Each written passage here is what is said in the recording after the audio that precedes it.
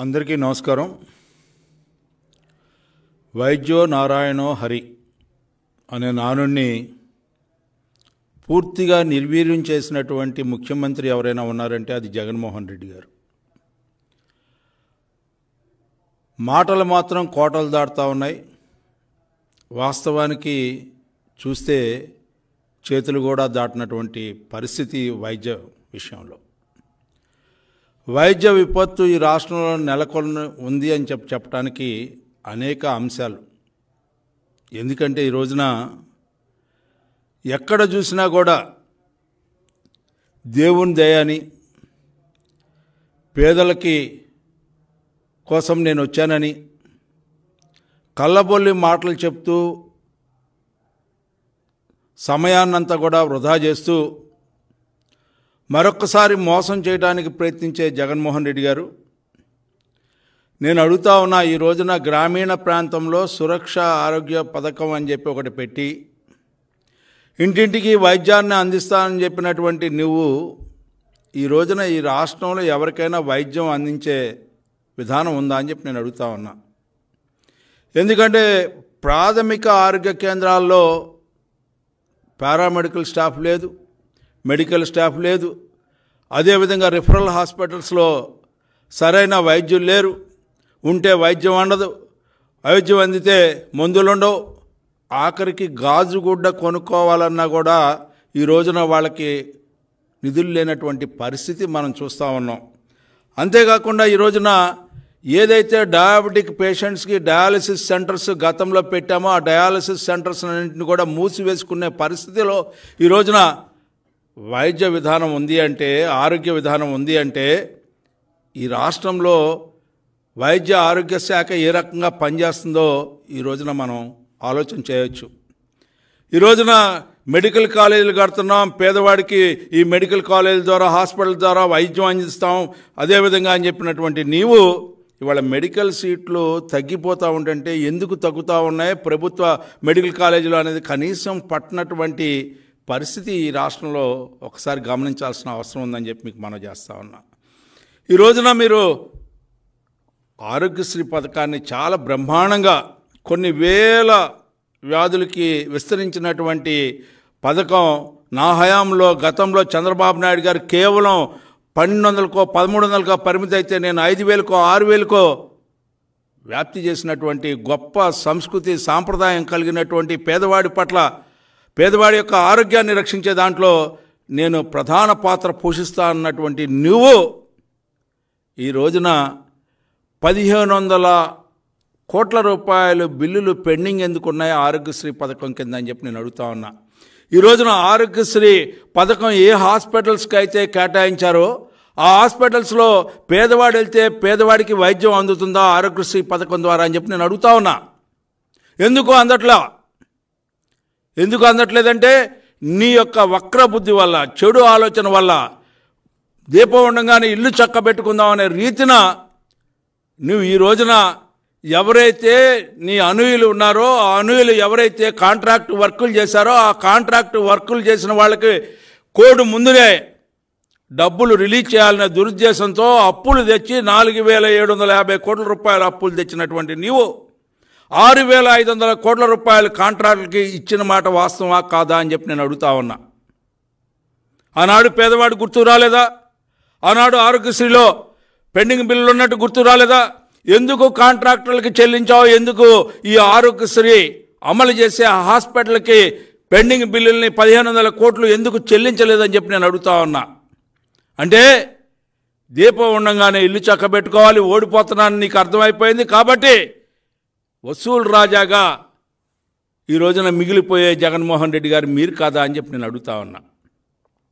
కమిషన్ల కోసం కక్కుర్తిపడి పేదవాడిని మోసం చేస్తూ పేదవాడి యొక్క ఆరోగ్యాన్ని దెబ్బతీస్తూ ఈ రోజున ఆరోగ్యాన్ని కాపాడుకోవాలంటే తన అప్పో సొప్పో చేసి ఈ రోజున 5 రూపాయల వడ్డీకో 10 రూపాయల వడ్డీకో తీసుకువెళ్ళి వైద్యం చేయించుకుంటే ఇవాళ వైద్యం అందక ఒక్కొక్కసారి అప్పు పుట్టక ప్రాణాలు కోల్పోతున్నటువంటి పరిస్థితి ఈ రాష్ట్రంలో నీకు కనపట్టలేదా అని చెప్పి ఈ సందర్భంగా మీకు మనవి చేస్తూ ఉన్నా. ఈ రోజున మీ అందరూ కూడా ఆలోచన చేయాలి. పేదల కష్టాలని మాత్రం నువ్వు మాత్రం గమనించవు. నీ తాడేపల్లి ప్యాలెస్లో మాత్రం రోజుకి కూడా ఖజానా నిండాలి. పేదవాడు చచ్చిపోయినా పర్లా, పేదవాడు నష్టపోయినా పర్లా, ఏదో ఒక రకంగా ఈ రోజున రెవెన్యూ వ్యయాన్ని చూపిస్తూ ఉన్నావు. ఆ డబ్బుని పక్క దావన నువ్వు సంపాదించుకుంటా ఉన్నావు అనేది వాస్తవం కాదా అని చెప్పి నేను అడుగుతా ఉన్నా జగన్మోహన్ రెడ్డి గారు. ఎందుకు జరుగుతూ ఉంది? ఇవాళ కేంద్ర ప్రాయోజిత పథకం కింద దాదాపు వైద్య ఆరోగ్య శాఖ రావాల్సిన 1500 కోట్ల రూపాయలు ఎందుకు రావట్లా? నువ్వేదైతే మినిమం గ్యారంటీ నువ్వు ఇవ్వాల్సినటువంటి సబ్మిట్ చేయాల్సింది సబ్మిట్ చేయలేకపోతున్నావో, యూటిలైజేషన్ సర్టిఫికెట్స్ చేయలేకపోతున్నావు. ఎందుకంటే నువ్వు పక్కకు మళ్ళిస్తూ ఉన్నావు. అంతేకాకుండా బేసిక్ ఇన్ఫ్రాస్ట్రక్చర్ కోసం, మెడిసిన్స్ కోసం, అదేవిధంగా ఏదైతే టెస్టుల కోసం 15వ ఆర్థిక సంఘం కింద 2023-24 సంవత్సరంలో 514 కోట్ల రూపాయలు కేటాయిస్తే దాని నుంచి కనీసం 25 కోట్లు మాత్రమే నిధులు విడుదల చేసినటువంటి అసమర్థ ప్రభుత్వం నీది కాదా అని చెప్పి సందర్భంగా నిన్ను ప్రశ్నిస్తా ఉన్నా.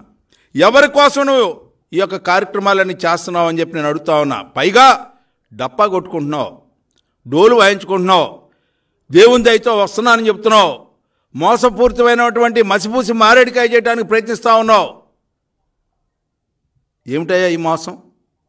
ఈ రోజున ఎవరైతే పైసా కూడబెట్టుకున్నటువంటి మహిళా సంఘాల యొక్క వాళ్ళ యొక్క డబ్బును కూడా ఈ రోజున బ్యాంకుల్లో నుంచి మరలించడానికి, ఆ డబ్బు ద్వారా ఇంకొక అప్పు తీసుకురావడానికి ప్రయత్నించినటువంటి మాట వాస్తవం కాదా అని చెప్పి నేను అడుగుతా ఉన్నా.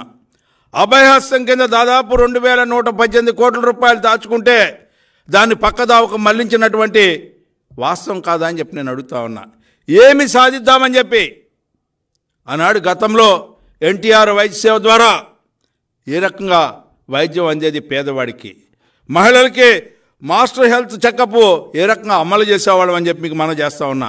తల్లి బిడ్డల ఎక్స్ప్రెస్ ఏ రకంగా అమలు చేసాం, బేబీ కిట్స్ ఏ రకంగా ఇచ్చాం, గతంలో ఈఐ టెస్టులను ఏ రకంగా నిర్వహించాం, డయాలసిస్ సెంటర్స్ని ఏ రకంగా నిర్వహించాం, చాలా చోట్ల మదర్ అండ్ చైల్డ్ సెంటర్స్లో అత్యాధునిక సాంకేతిక పరిజ్ఞానంతో కూడినటువంటి ఇన్ఫ్రాస్ట్రక్చర్ని క్రియేట్ చేస్తే, గొప్ప గొప్ప కార్పొరేట్ హాస్పిటల్లో కూడా లేనటువంటి ఇన్ఫ్రాస్ట్రక్చర్ని క్రియేట్ చేస్తే వాటిలన్నింటినీ ఈ రోజున నిరుపయోగంగా మార్చినటువంటి ఘనత నీది కాదా అని చెప్పి నేను అడుగుతా ఉన్నా.